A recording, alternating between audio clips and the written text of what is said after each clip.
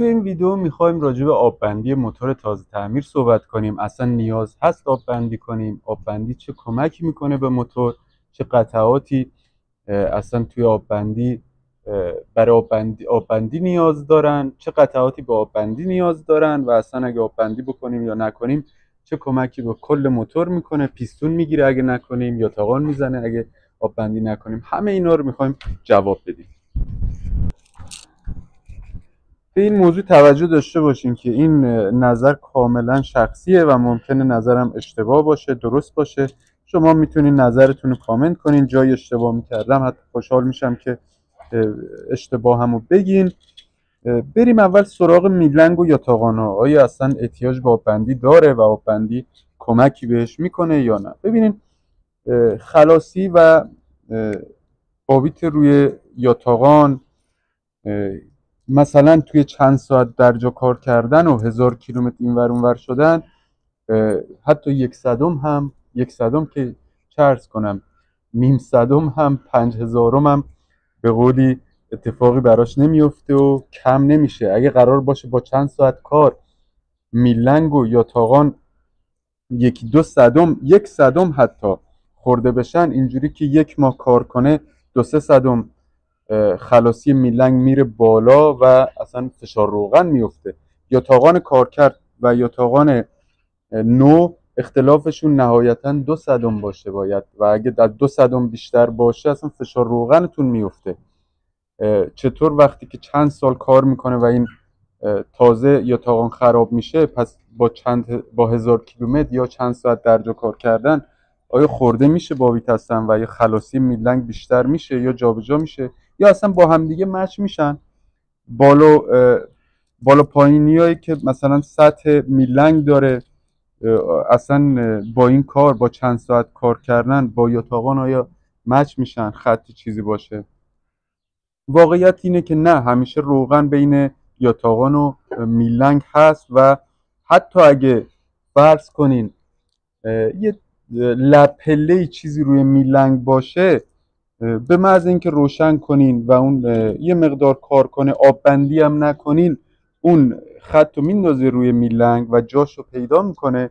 آببندی هم کنین همینه، یعنی فرق چندانی روی میلنگ نداره. پشت یاتاقان چطور؟ پشت یاتاقان آیا بر اثر اون ضربه و نشیمن یاتاقان جابجا میشه و میشینه سر جای خودش؟ اینم نه، اصلا قرار نیست که همچین اتفاقی. مگه پشت یاتاقان چه مشکلی داره که بخواد یاتاقان پشتش بشینه؟ همیشه دقت کنین که پشت یاتاقان فشار داره و یاتاقان بدون پشت یاتاقان چند صدمی، حالا بسته به موتور، از 2-3 صدم تا 4-5 صدم فشار هست روی یاتاقان. و برای اینکه یاتاقان نچرخه، اون خار یاتاقان درسته که کمک میکنه به سر جای یا خودش بمونه یاتاقان، ولی بیشتر کمک میکنه که موقع مونتاژ سر جاش بمونه. وگرنه اگه اون خار بود و خیلی از موتورها رو داریم که اصلا اون خار رو نداره و یاتاقان نمیچرخه. کلی مثال میشه زد راجع به همین موضوع. پس اصلا پشت یاتاقان هم کاری نداره. آیا اگه آببندی نکنیم ماشین میره یاتاقان میزنه؟ اگه یاتاقان مشکل داشته باشه، چه آببندی کنی چه آببندی نکنی، یاتاقان میزنه. و اگه آببندی نکنی، اصلا راننده چطور میتونه یاتاقان بزنه؟ تنها راهی که برای راننده هست یاتاقان بزنه، چه موتور تازه تعمیر و چه موتوری که کار کرده، تنها راهش اینه که دور موتور رو انقدر بالا نگه داره، مخصوصا تو زمانی که سرده، تا بالاخره یاتاقان بزنه. این از این. البته گفتم این نظر منه و شما ممکنه نظر دیگه ای داشته باشین. خوشحال میشم بشنوم نظرتونو. فرض کنید یه موتور مشکل داره اصلا و مثلا یاتاقان سفته. اگه آببندی کنیم ممکنه، یعنی اون چند ساعت آببندی ممکنه بره و یاتاقان نزنه؟ قطعا وقتی که یه قطعه مشکل داره به مشکل میخوره و با اون چند ساعت کار قرار نیست هیچ کمکی به یاتاقان و میلنگ بکنه که مثلا اگه سفت باشه اون 1-2 صدم گشاد بشه با 2-3 ساعت کار رو دیگه یاتاقان نزنه. قطعات دیگه مثل دنده، استکان تایپتا، تایپیت، حالا هر اسمی که داره، اسپکا، انگشتی ها، این هم همین موضوع رو دارن. قطعات فلزی اینکه آیا دنده ها با هم دیگه مچ بشن، نمیدونم، این هیچ اتفاقی براش نمیفته و اگه مشکل داشته باشه باز شما بندی کنین قطعا نمیتونین جلوی اون ایراد رو بگیرین و اگه قرار باشه اتفاقی بیفته میفته. بریم سراغ بوش و پیستونا.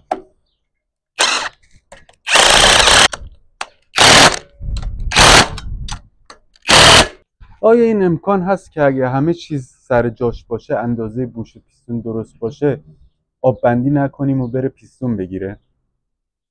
و یا اینکه یه مقدار مشکل، مثلا بوش تنگ باشه، ما با آب بندی یه کاری بکنیم که نره پیستون نگیره؟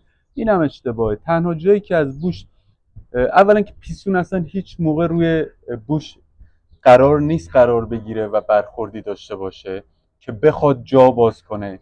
دوم اینکه بوش تنها جایی که گشاد میشه، اونم مثلا این موتور بعد 4-5 سال کار روی جایی که لبه رنگ خانه یک میشینه 4-5 صدم گشاد میشه. 4-5 صدم توی مثلا 500,000 تا کار، 600,000 تا کار، 700,000 تا کار. 4-5 صدم شما میخوای در جا و یا با 1000 کیلومتر اول چقدر اون بوشو گشاد کنی یا بندی کنی که بخواد پیستون نگیره؟ بازم تنها جای روشی که میتونه پیستون بگیره، حتی موتوری که سالم هست، که اگه سر اندازه باشه که همچین اتفاقی نمیفته. اگه مشکل دار باشه، تنگ باشه بوش، سر اندازه هم دیگه نباشن با پیستون، فقط بازم باید گرم کنه موتور، خیلی فشار زیادی بهش بیاد و باعث بشه پیستون بگیره. اگه سر اندازه باشه و راننده‌ای که پشت ماشین فشار نیاره، هیچ اتفاقی قرار نیست. حتی اگه فشارم بیاره، بالاخره راننده است دیگه، قرار نیست که، دشمن موتور نیست که بگیم فشار آوردی رفت پیستون گرفت. همچین اتفاقی نمیفته. پیستون گرفتن موتور تازه تعمیر اشکال در یه جا قسمتی است. بوشا تنگ باشه، خنک کنندگی موتور درست عمل نکنه. اگه همه چی درست باشه میتونی بعد روشن کردی و باد کرد بری سرویس موتور و اصلا آب بندی هم نکنی و هیچ اتفاقی هم نیفته. البته این داریم راجع به بوش و پیستون صحبت میکنیم، نه رنگ و جای دیگه. گیت و سوپاپ هم همینطور، تقریبا همینطور. اگه شاید خیلی جزئی روون بشن با هم دیگه، با بندی و فشار نیاوردن. و البته اینجوری من میگم، الان خیلی از دوستان میان و میگن نه این چند ساعت کار خیلی تاثیر داره، اون قطعات روی همدیگه، الان کتابا رو هم بخونین و نمیدونم یه سرچ کنین همچین چیزایی رو نوشته. اما من اعتقادی حداقل به این موضوع ندارم. بارها شده موتور تعمیر کردیم و خیلی راحت سریع رفته سرویس، هیچ مشکلی هم نخورده. البته دارم هنوز کامل نشده و خواهش میکنم تا آخر ویدیو ببینین، بعد نظر بدین و بگین اشتباه میکنین. مورد بعدی رینگ ها هست، آب بندی رینگ ها. شاید بشه گفت تنها چیزی که ما توی موتور آب بندی میکنیم همین رینگ ها هستن، یعنی لبه سطح بیرونی رنگ که روی بوش میشینه، مخصوصا خانه یک سطح صافی نیست و اگر رنگ نو رو دقت کنیم میبینیم که اصلا صاف نیست و یک حالت قوس مانندی شاید روی رنگ خیلی ضعیف بتونیم ببینیم. رنگی که چند وقت کار کرده، مثلا 5-6 ماه کار کرده، اگه باز کنیم متوجه میشیم که مرکز رنگ یه مقداری، مرکز رنگ مثلا اندازه نیم میل، حالا بستگی به قطر ضخامت رنگ داره، روی بوش نشسته و بقیه جاها نشسته. این خط چند صدمی که وسط رنگ هست، اون تنها جاییه که شاید آب بندی بخواد، که البته اگه بوش دوپن نباشه، گشاد نباشه، بوش نو باشه، پیستون هم همینطور. ببین رنگ روی پیستون نمیشینه که مثلا توی تقسیم رنگ ها و موضوعات دیگه میگن این قسمت پیستون بزرگتره، کوچکتره، بالا کمتره چون حرارت بیشتری میخوره، این گرد نیست. پیستون وقتی گرم میشه گرد میشه. رنگ روی بوش میشینه نه روی پیستون. داخل رنگ به پیستون هیچ برخوردی نداره و اصلا رنگ روی بوش قسمت بیرونیشه و قسمت داخلی رنگ روی پیستون نمیشینه که پیستون بگیم گرد نیست، این ور اون ور نیست، جای دیگه ای بذاریم. همونطور که گفتم تنها جایی که شاید آب بندی بتونه بهش کمک کنه همینه و اینو از روی تجربه میگم که موتورهایی که مخصوصا این موتور ببینید سوزن‌ها از بغل رفته مرکز پیستون. ما توی موتورهایی که سوزن از وسط رفته داخل پیستون خیلی کمتر بعد از تعمیر موتور روغن کم کردن، سرویس اول میدونیم میره روغن کم میکنه، اینا رو داریم. توی موتورهایی که سوزن از بغل رفته چون پاشش سوزن در مرکز پیستون نیست، کاسه احتراق پیستون مرکز نیست، ما توی این موتورها خیلی ضعف توی رنگ ها داریم و معمولا وقتی که تعمیر میکنیم و پیستون، مخصوصا اگه پیستون تعویض نکنیم، فقط رنگ اصلی جواب میده روی موتور و هر رنگ دیگه بندازیم میره چند سرویس روغن کم میکنه. موتورهای دیگه هم هستن مثل دویتس، اونم اینجوریه، سوزناش از بغله و این مشکل رو دارن اونام. احتمالاً اگه کار کرده باشین این مشکل که روغن کم میکنه و باید حتما رنگ خوب بندازین، یکی از دلیلاش همینه که سوزن‌ها مرکز نیستن و سوخت. درسته که نوک سوزن طوری طراحی شده که بازم پاشش رو درست انجام بده، اما چون تکنولوژیشون هم قدیمیه موفق نبودن زیاد توی این مسئله. ما موتورهایی که سوزن از وسط، حداقل اونایی که من کار کردم، ما رنگای درجه 2 3 هم که استفاده میکنیم هیچ یه قطره روغن هم کم نمیکنه، واقعا تاثیر داره. امیدوارم خدا بهم رحم کنه این بعد اینکه این ویدیو و امیدوارم تعداد زیادی این ویدیو رو نبینن چون کامنت ها عجیب غریب میشه بعد این مشکل. پس تنها جایی که گفتم آب بندی خیلی تاثیر داره همین رنگا. چطور آب بندی کنیم؟ یه موتور دیزل رو وقتی میخوای، شنیدین حتما میگن وقتی که دور پایین موتور دیزل کار میکنه سوزن‌ها شره میکنه، مخصوصا پمپ‌های خطی، حالا کامریل کمتر اینجوریان، و باعث میشه اون گازوئیلی که خوب پودر نشده روی دیواره بوش، جداره بوش بشینه و حالت شیشه ای رو به وجود بیاره و میری چند سرویس روغن کم میکنه. بعد از اینکه چند سرویس با دور موتور بالا کار کردی درست میشه. تا حدودی این مسئله درسته. حتی حالت گرفتن رنگ هم داخل بوش هم خیلی مهمه تو این چند وقتی که در حال آب بندیه. و میگن موتور دیزل رو دور پایین آب بندی نکنین، یه مقدار دور بهش بدین یا یه مدت 10 دقیقه کار کرد دورش رو ببریم بالا. من ترجیح میدم برای آب بندی موتور دور کمترین دور ممکن باشه، ضربه نخوره موتور، تنشی نداشته باشه رنگا، تا رنگا و پیستونا خیلی نرم بالا پایین بشن. حتی شالوله پمپادم باز میکنم تا میدونید پمپ بادا وقتی کار میکنن فشار زیادی میاد به موتور و موتور میلرزه. من حتی شالوله پمپاد رو باز میکنم تا خیلی روون موتور بلرزه و در کمترین حالت دور موتور قرار میدم موتور رو. درسته اون حرف کاملا درسته که دور پایین سوزن رو شره میکنه، اما من ترجیح میدم شره کنه ولی موتور با ضربه آب بندی نشه و پیستونا و رنگا ضربه نخوره، ضربه شدید. خیلی نرم موتور، حتی اگه اتاق بلرزه مشکلی نیست. کمترین یعنی 600 دور تقریبا میذارم موتور رو. هر 10 دقیقه، حالا این موتور که روشن کردم میگیرم ویدیو، هر 5 دقیقه 10 دقیقه دور موتور رو میبرم روی 1500 نگه میدارم تقریبا 30-40 ثانیه‌ای و بعد باز دوباره میارم پایین و یکی دو ساعت اینجوری کار میکنه.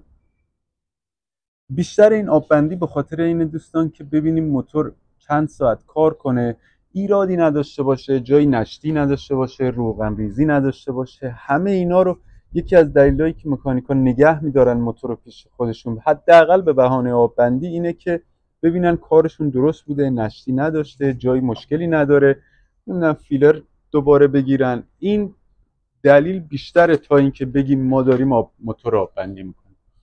واقعیت هم اینه و حتما این موتور رو که روشن کردم براتون ویدیو میگیرم، نشون میدم چطوری آب بندی میکنم. نظرتون رو بگین، زیاد اهمیتی هم نداره هرچی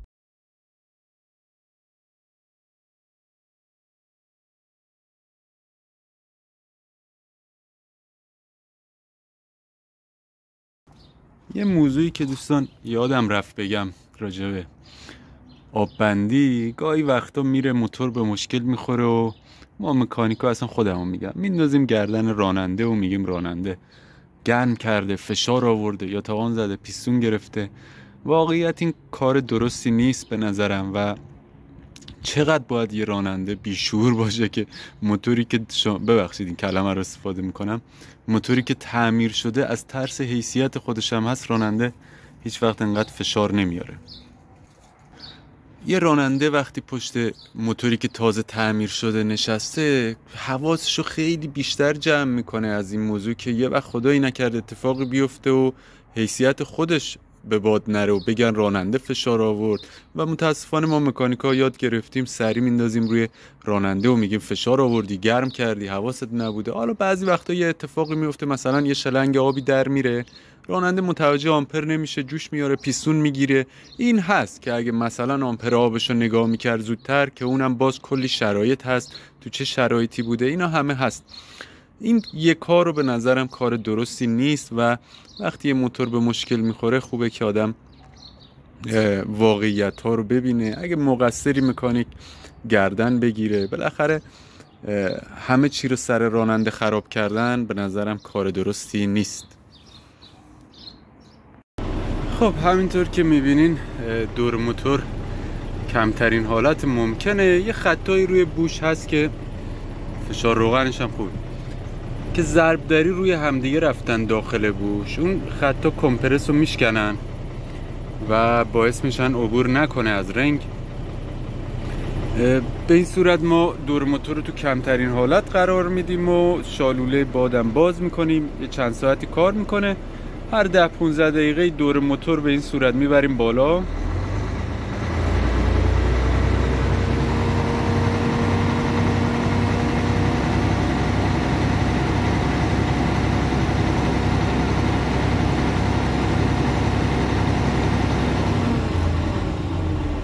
یه مقدار نگه میداریم و دوباره میایم روی 600 دور تا موتور نرم آب بندی شه. مثلا داریم رنگ و بوشا رو در واقع آب بندی میکنیم. حالا یه مقدار کمی هم شاید سوپاپا رو، همونطور که گفتم دیگه تکرار مکررات میشه. الان اگه چیزی بگم، یه قسمت از ویدیو صدا نداره، فکر نکنین چیز بعدی گفتم.